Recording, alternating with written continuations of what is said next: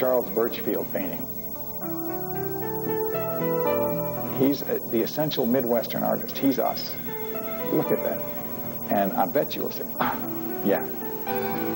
And what you see from that, particularly in Birchfield, is you see both the sense of the kind of orderly space, because he was a painter and also a wallpaper maker, so he was used to order. And also that sense of, because there's an underlying almost terror in Birchfield's work, which is a part of life. And you'll see that with the aha, too.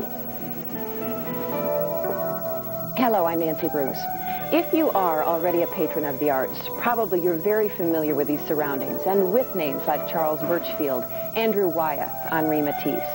Probably you already value the arts, painting, sculpture, dance, music, and theater, and integrate them into your lives.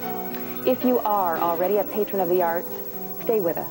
What you're about to see, the stories you're about to hear, the people you're about to meet, will give your vision new meaning.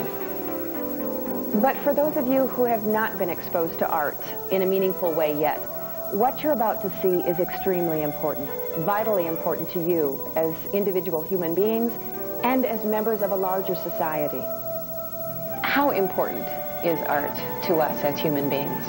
I think it's vital to our sense of humanity. I don't think you're a human being without participating in creating things, without participating in reshaping your environment, without participating in understanding what the environment is, and all of those things are art. The humanly created environment is art. Hello, Kalamazoo family and friends. I am here today in regards of my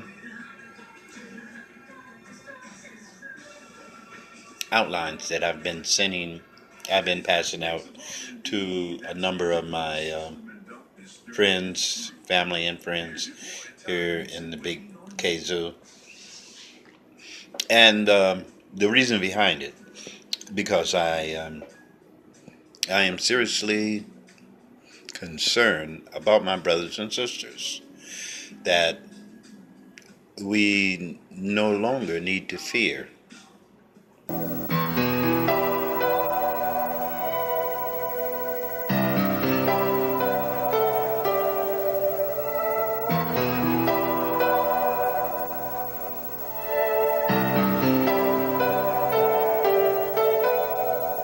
Most of us, unless we make our livings as artists, tend to take a pretty casual approach to art. It's entertainment, a distraction, a diversion from daily life, a luxury. That is a mistake. The adversary,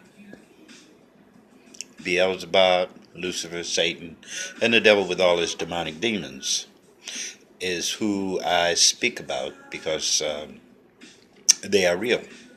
And so is our Father God.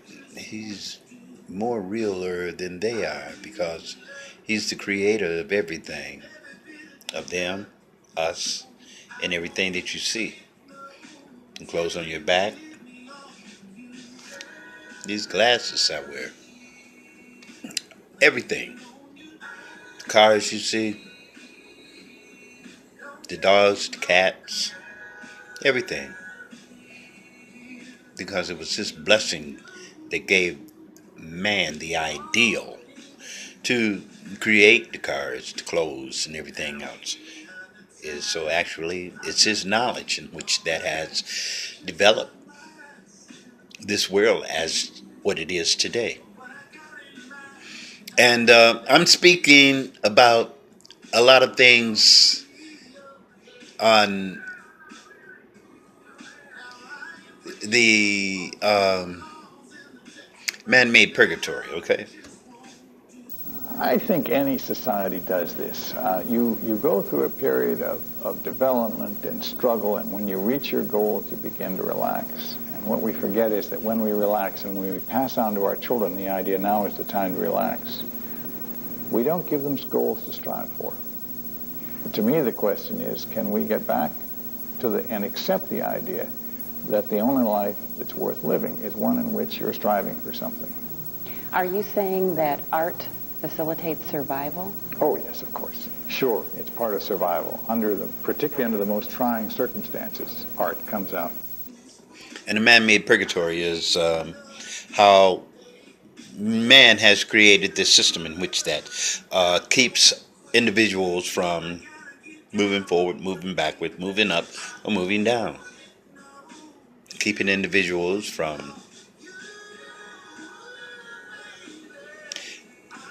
living.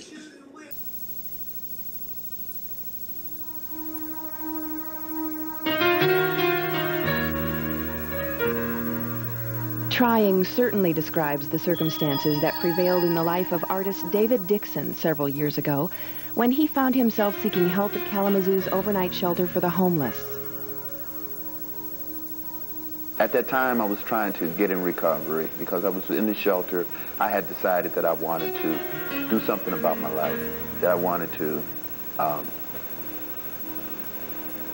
didn't want to die. They're not dead, but neither are they alive because of in the manner in how they are living. You know, a lot of things that we find in this society today, we find how individuals will find themselves with their backs up against the wall, and brothers and sisters that are either living below the poverty level, stagnated on drugs and alcohol, and being subjected to prison and jail. Now, when we see these individuals that are in these situations, we automatically think, well, we really don't understand how they got there. But see, what we need to understand is a lot of people that find themselves up against the wall and they can't find their way out. They go to alternatives. I think David was somebody who had really been chewed up by the streets and by addiction, and really was a place where he was either going to live or die. It was the influence of Peter Bottani that saved David's life. I was doodling one day and drawing obstacles, a picture that I have on the wall called Obstacles. Few people, we looked at the picture as a sort of like a joke, but I was serious about my feelings of that particular doodle, and it was, what was I trying to say with the all these different obstacles coming at this man and his hands extended out. And I said, well, this is the way things come at us, you know. Yeah, we laugh and joke. Peter seen my sketches, and he noticed that I had an ability to do figures and to draw, capture people's expressions facially. And he asked me if I was interested in doing some work for the shelter. And I told him, yeah. And some of those alternatives are to deal with the problems in which that they are living. Alcohol, drugs is how they be dealing with it.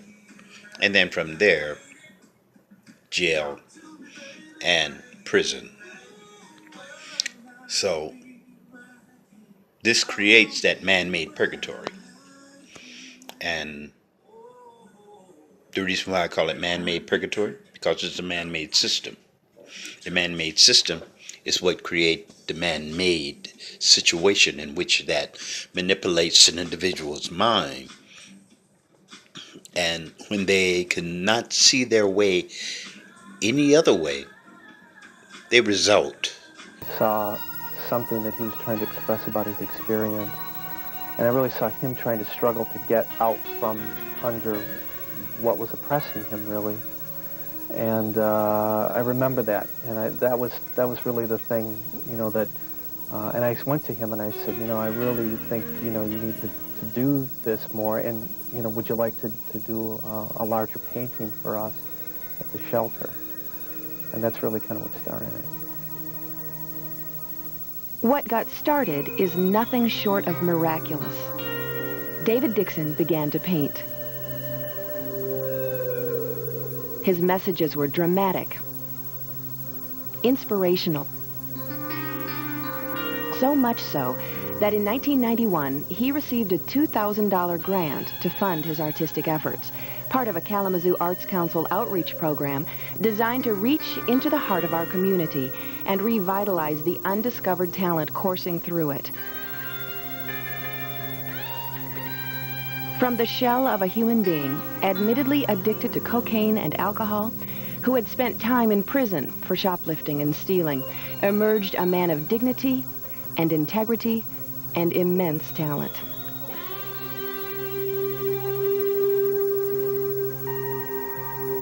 Reverend Otha Gilliard helped inspire David's recovery.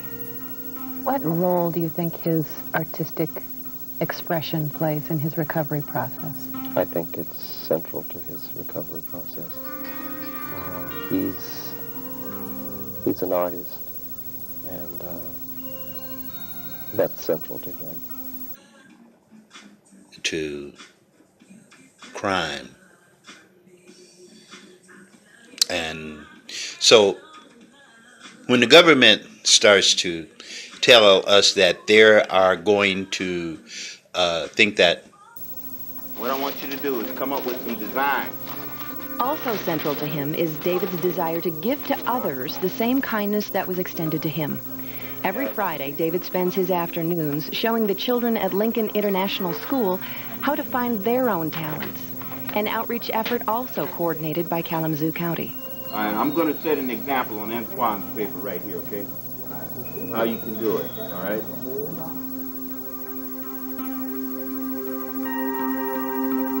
And for him to go through that and then to have hope and to not grow angry and to not grow bitter and then to be able to express something of a higher vision or a higher hope about his life to other people, I think was a gift.